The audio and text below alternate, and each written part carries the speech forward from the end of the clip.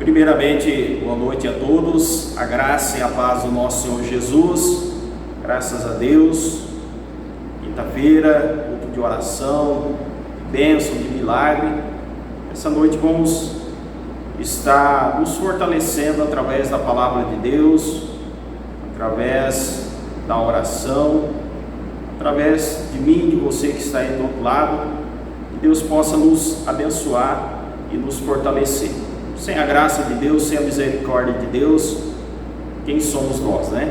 Então, precisamos dessa força do Senhor para vencer esses momentos, esses dias difíceis sobre a nossa vida.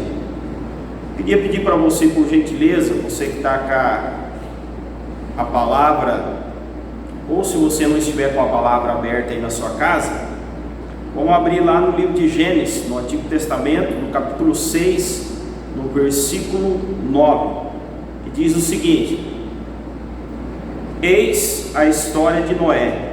Noé era um homem justo e íntegro entre os seus contemporâneos. Noé andava com Deus. Lá no versículo 22, para complementar o texto, a leitura, diz o seguinte: 6:22. Assim fez Noé, consoante a tudo o que Deus lhe ordenara. Glória a Deus, né? Falar de Noé, história desse homem é de suma importância, nos alegra, nos motiva, mas também mostra para mim e para você que uma trajetória, uma caminhada cristã, ela tem os seus embates, os seus desafios, mas acima de tudo, Deus sempre está presente em toda e qualquer situação.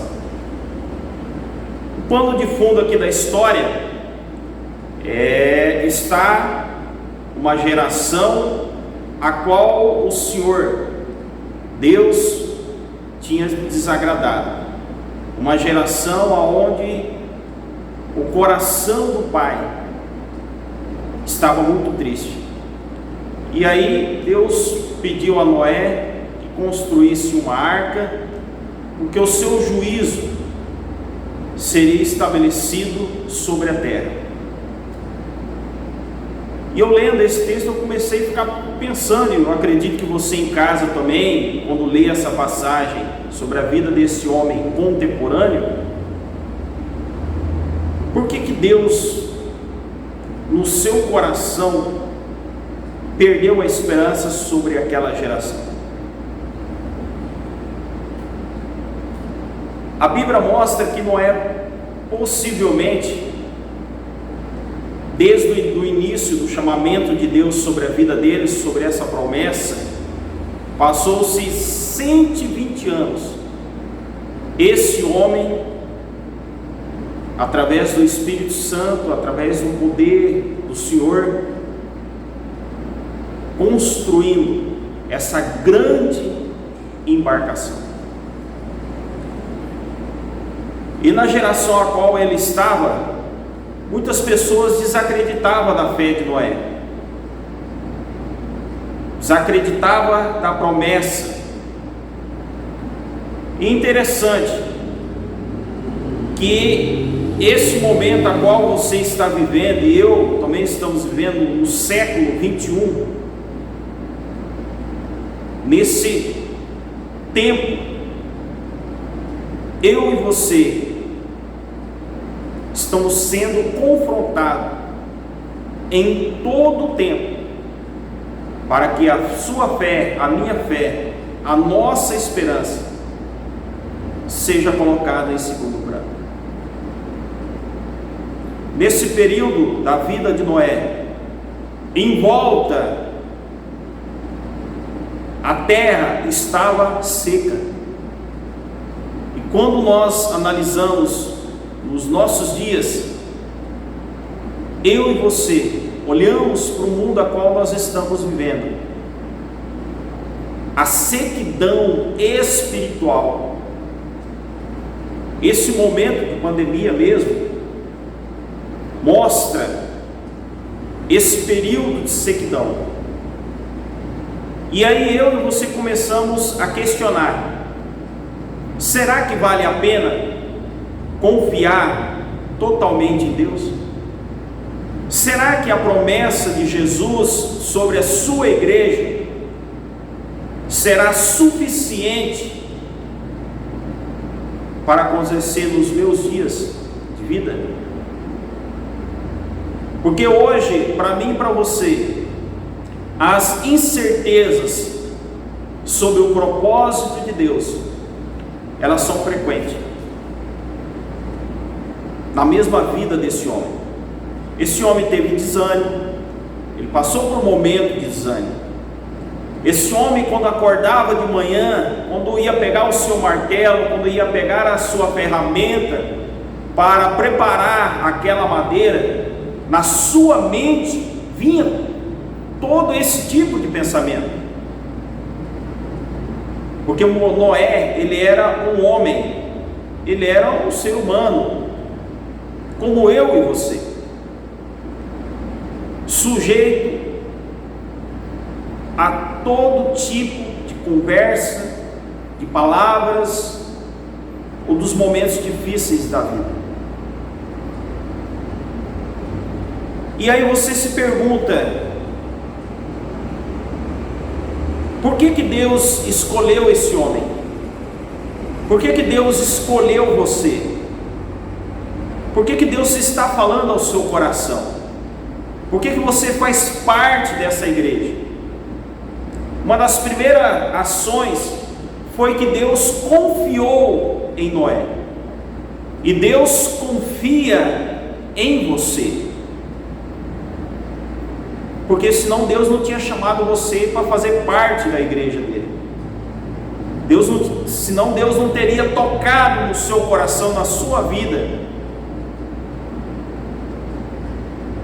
para você fazer parte desse propósito. Deus confia em você. No texto do capítulo 6, na parte capítulo 6, versículo 8, diz o seguinte: porém, Noé achou graça diante do Senhor. Aqui no original, quando fala a palavra achou ou a graça, não quer dizer no sentido de comédia ou de alguém se desenvolve alguma sátira, que faz alguém dar risada. Quando aqui fala sobre essa questão da graça, está falando da sua vida, da minha vida, que quando as pessoas, quando você olha para a situação atual, e tudo está levando a tendência de eu e você abandonar a nossa fé, diminuir a nossa oração, a nossa convicção nas promessas de Deus, e aí você fala: eu não vou ceder, eu vou ser firme, eu vou continuar orando. A doença, a enfermidade chegou, a falta da esperança está me rondando, mas eu vou confiar. É essa graça, é esse favor imerecido que alegrou o coração de Deus. E aí você se questiona: por que a razão da escolha daquele homem naquela geração, e por que a razão Deus está falando, está chamando eu e você? 2 Coríntios capítulo 5, versículo 7 diz o seguinte: visto que andamos por fé e não pelo que vemos, que é acreditar, é confiar naquilo que não é palpável, mas aquilo que é futuro, aquilo que está estabelecido nos princípios de Deus. O mundo na época era inteiramente corrupto, no sentido do comportamento humano e no sentido do comportamento espiritual, como é nos nossos dias. Muitas pessoas estão desistindo da fé, estão desesperançosos da vida, porque a tribulação, a situação difícil chegou até a casa dela. 2 Coríntios capítulo 5, versículo 7. Para mim e para você, não podemos viver por aquilo que estamos vendo, mas a nossa fé está muito mais além, a sua fé está muito mais além, e é por isso que essa igreja, ela continua nessa mesma batida, nessa mesma tecla, nesse mesmo enter. Por quê? Porque é o que a palavra de Deus diz, não é o que vemos, não é o que está acontecendo, mas é aquilo que Deus vai fazer na minha vida e na sua vida. E para finalizar, a promessa de Deus alcançou a família de Noé, e a promessa de Deus, a sua fidelidade, a sua confiança diante de Deus vai alcançar a sua família. Então eu sei, não está fácil para mim, eu tenho as minhas lutas, eu tenho as minhas dificuldades, você também tem as suas, mas a nossa esperança, a nossa motivação, a sua motivação é só em Jesus Cristo. Não há outra esperança, não há outro momento de confiança nesse mundo, só em Jesus. Então permaneça firme, irmão. Você tem agradado aos olhos do Senhor. Deus te chamou, Deus te escolheu, Deus confia em você. Não desista. Está difícil, está difícil. As incertezas estão à nossa vista? Está. Mas vamos continuar. Vamos continuar todos os dias com o nosso martelinho da fé batendo, com o nosso material de carpinteiro, construindo o nosso barco, que é a nossa fé. Ao nosso derredor, ao seu derredor, tudo está estarrecido, seco, mas dentro de você e de mim está o Espírito Santo de Deus, a promessa do Senhor, até os últimos dias, a qual está se aproximando. Vamos orar. Pai, em nome de Jesus, nós agradecemos ao Senhor, primeiramente pela confiança do Senhor. Quem somos nós diante da sua graça, diante da sua cruz? Mas o poder do teu sangue, ó Pai, a misericórdia do Senhor tem nos alcançado. Estamos vivendo, ó Pai, um tempo de sequidão na parte financeira, na parte de governo, na parte de saúde, e também uma sequidão espiritual no nosso meio. O único que pode avivar a essa obra, Pai, pode avivar os teus filhos, é somente o teu Espírito Santo. E nós pedimos ao Senhor que o Espírito Santo do Senhor toque na vida de cada um, edifique através da sua presença a vida da tua igreja. Muitos irmãos, ó Pai, que estão orando nesse momento, às vezes não estão nem conseguindo orar direito, porque a dor, a falta das suas necessidades, ó Pai, tem sido muito maior. Mas nós pedimos ao Senhor, como o Senhor achou graça na vida daquele homem, que o Senhor possa achar graça na vida dos teus filhos. Sustenta a tua igreja, Nós não temos outro refúgio, Pai, nós não temos outra porta a abrir, a não ser a porta do Senhor. Então tenha misericórdia de nós, abençoa a tua igreja, abençoa o nosso pastor, abençoa a nossa liderança, que o Senhor possa edificar e fortalecer como o Senhor já tem fortalecido, em nome do Senhor Jesus. Glória a Deus, né? Então, mesmo no tempo de sequidão, continue seu martelinho da fé, como Noé, confiando em Deus.